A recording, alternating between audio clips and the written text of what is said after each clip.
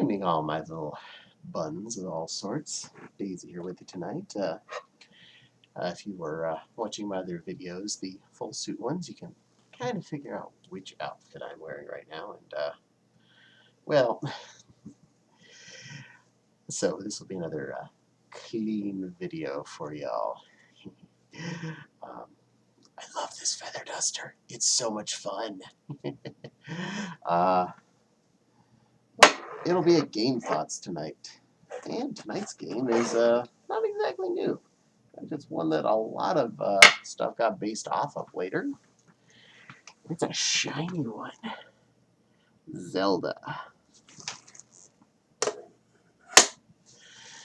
So, I'm sure you've heard of this game before. Maybe it just in passing. I mean, it's kind of a thing. There's been a bajillion of them at this point. I own a lot of them. I don't think I own all of them just because there are so many obscure variants.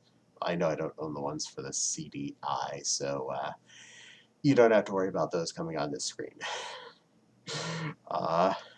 And I have no intention of buying them either. I did kind of want them as a kid because the commercials made them look amazing. After having seen what they're really like, I'm okay that my parents didn't spend those hundreds of dollars on a device that we would have really been bored of quickly. Anyway, now to the topic at hand, the original Zelda. Now, this game was hard but fair. It had a lot of searching, but if you followed the clues, you'd figure out where most things were. A few things didn't make sense of the translation because you got the things like the Pole's voice didn't like loud noises, and the American Nintendo controllers didn't have the microphone like the Famicom controllers did in Japan, in which case you were actually supposed to shout at the controller to kill the Pole's voice. So in the American version, if I remember right, shooting arrows was probably your best bet.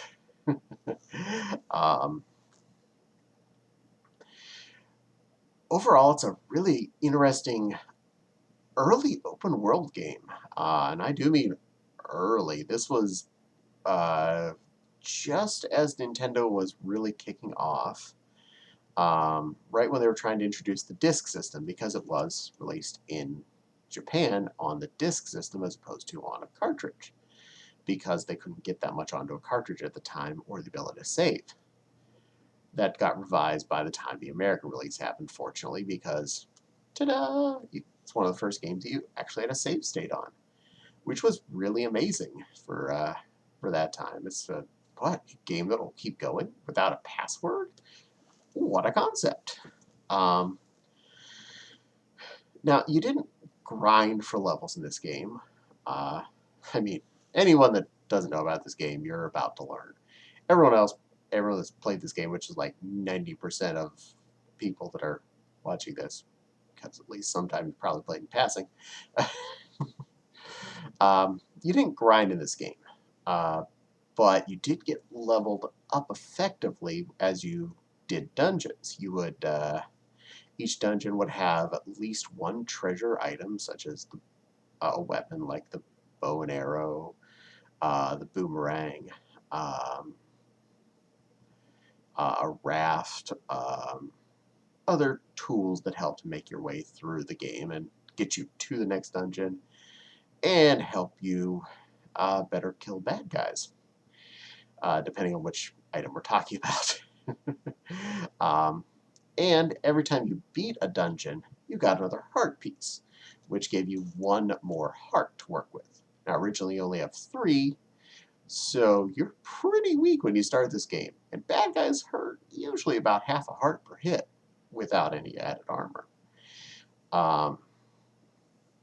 Now, throughout the game, you can also find other hearts. There were, I think it was 4 hearts were spread out throughout the entire map in different places that weren't in the dungeons, doing things like bombing certain walls or burning down certain bushes or moving rocks or whatever. You would find spaces where there was a hidden heart container. You had the option of a heart container or a bottle of medicine. Always take the heart container. The medicine you can find elsewhere. Basically, medicine was a full health twice. Uh, it was started as a red potion, then become a blue potion, both of which worked the same way, and then became a note, which was what you actually were supposed to find to be allowed to buy the potion. That's right, you can keep buying the potions. So once you found the note initially, you can buy potions anytime you want. So don't waste your potential free heart containers on that. Uh, there are a lot of other hidden rooms that have gambling or free money, or a guy that takes your money because you burnt down his house, his front door, burn a bush, and he gets mad at you. um, there are tons of screens worth of bad guys throughout the actual map, and a lot of it is a maze just to get around to where you need to go to find, say, the first dungeon or the second dungeon or the third dungeon, etc. Um, the bad guys do get harder in certain areas, so you can figure out real quickly if you got where the bad guys are a ton harder than you're capable of hitting, you may have gone to the wrong place first. And throughout the game, some of your equipment does get improved. You get 2 improved swords throughout the game, but you have to have a certain number of heart containers before you can pick them up. So I think it was 5 heart containers to pick up the first improved sword, the blue sword. Um, but I think it doubled your attack power, which was unfathomably important, honestly. Um, and you can also get stronger defense. There are 2 rings, the blue ring and the red ring. The blue ring you can buy for pretty much a full spend of money. This was an older game, so the counter for the money was based on effectively a hexadecimal 2 characters. So you had 255 was the maximum that the wallet could hold, and I think it was like 250 to buy the blue ring, either 250 or 200, I can't remember. But it was easy to get to initially, but you had to grind if you wanted to get rubies early, so you could spend it on that.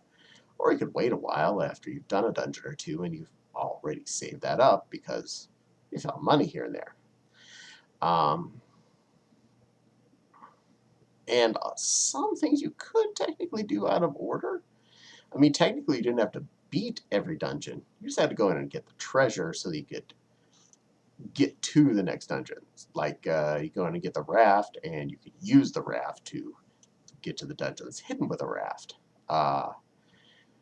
But beating each dungeon would then give you that extra heart piece, which is kind of useful. So there really wasn't a point in skipping that part.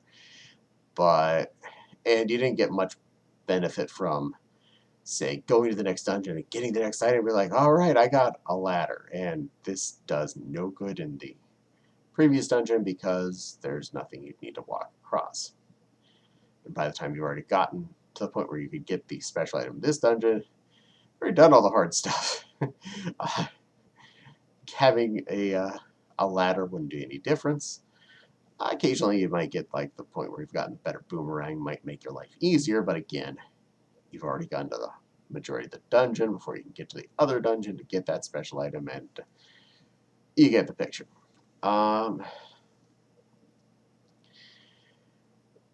It's got a lot of fun stuff to do. The bad guys I've always found were fair, except for the Dark Nuts. Those guys, they're not fair. So you can only hit them from the back. You cannot hit them from the front. And Dodongos can only be killed by feeding them bombs, and if you run out of bombs, you have to leave the room when you come back. If there's more than one Dodongo, they're all back. If they'd already taken a hit, it's been healed, so you've got to go find enough bombs and do them all in one run. But those are tiny nitpicks. Otherwise, I found the game always very fair. If you go online, you can find maps of everything, each dungeon, the entire outer world, and how to get around if necessary, including where all the secrets are hidden. So if you're not really caring about being the one to find the secrets, look online. You can easily find a map. It'll say, yeah, here's the extra heart containers. Just go grab them. enjoy the life. Uh, and the final sword, you had to have like 8 hearts total, I think. And you just have to go to the graveyard, hit the right stone, and you go in there and boom, new fancy sword. Um, and the final armor ring was actually in the final dungeon, so you're pretty much done with the game by the time you find it, the silver arrow, and the A key, the key that just opens doors constantly. Until then, you were limited how many keys were in a dungeon, and to find the keys in a dungeon, but you could save them and use them in the next dungeon if you didn't open all the doors. And if you were just a grindaholic, you could just go and grind and buy keys at the shop, and they'd work at any dungeon you want. Save you actually having to find the keys in any given dungeon. So you had that too. uh, Lots and lots of items and weapons to get, lots of power-up items, lots of special things. Um, I have beaten this game quite a few times. Once you beat it the first time, there's a second quest where all the dungeons are moved around and changed a lot. So you aren't doing the exact same thing twice. And if you do beat that game, it does again loop to the same second quest for over and over and over again because they only had 2 variants. I mean, this was back in the 80s, so you can't blame them for only giving you 2 giant freaking games made out of something on a cartridge. Nintendo cartridges weren't exactly the ultimate storage medium. uh, Graphics are, well, pixel bands, so they're not great, but they were really detailed for the time, and they did age well, comparatively to some things. I definitely would say they aged way better than the original Mario did. The original Mario, it is kind of hard to go all the way back to that one after what's been out over the many decades that have come since then. Uh, the easiest one for me to even go back Mario-wise was to Mario 3. But that had a special spot for me. But this game, I can go all the way back to the OG original print of Zelda and still have a good time. Still enjoy the graphics, still enjoy the play, and I would play it over and over again. I have beat it many times, both first and second quest, and I think it's a blast. 100% recommend it. If you can't get a hold of an actual cartridge, which, understandable. I mean, it's ancient. It is on the mini NES Classic Doodle, if you can still find one of those. I heard they were still actually at a decent price on Amazon last I heard anyway. And I've seen them still in Walmarts here and there, so they do exist in case you actually wanted one. Um, and it might still be on some emulation things, some virtual stores, assuming the Wii U's virtual store is still open. Actually, I'm not sure on that anymore. I haven't turned that thing on in ages, so if that still exists, you can buy it there because I remember seeing it on there at some point for like $5. Uh, but honestly, if you get the mini NES, it's got save states for every game now, and it's a good way to play it. Probably a more common way I'd play it than picking up my actual cartridge. I'd turn that thing on and have fun there. Yeah, so definitely recommend. But for now, I definitely want to. So that's my main thoughts on the game. Definitely recommend. Um, but I hope all of my little buns out there having a good day. Thank you all for watching all the way to the end here. Um, I always appreciate every extra minute of watching.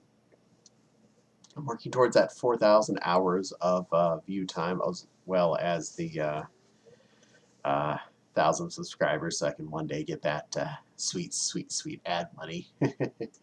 uh, and every time you watch one of my videos, you're helping make that happen. uh, but I definitely would like you to like, comment, subscribe. Tell me what you think. I do try my best to read and reply to every comment that shows up. I don't get that many, so I'm pretty good at covering that base so far. My Patreon link is in the description in case you're so intrigued to want to pay and help support this channel and help me make better videos. As every bit does help improve quality. And well, I also want to thank my one second level sponsor, because you're definitely a special little sissy puppy, and I really want to thank you for helping support me. And so, Trajan, thank you. Mwah. Extra bunny kisses for you. uh, and I want to thank everybody again for sticking around. Daisy does love every single one of you, and she hopes you all have a lovely, fluffy rest of your day, and think of pretty pink bunny thoughts, especially when you're playing Zelda games. Maybe even when you're playing the Link to the Past, where he gets turned into a pink bunny. That's a good game. I leave you all with lovely bunny kisses. Mwah.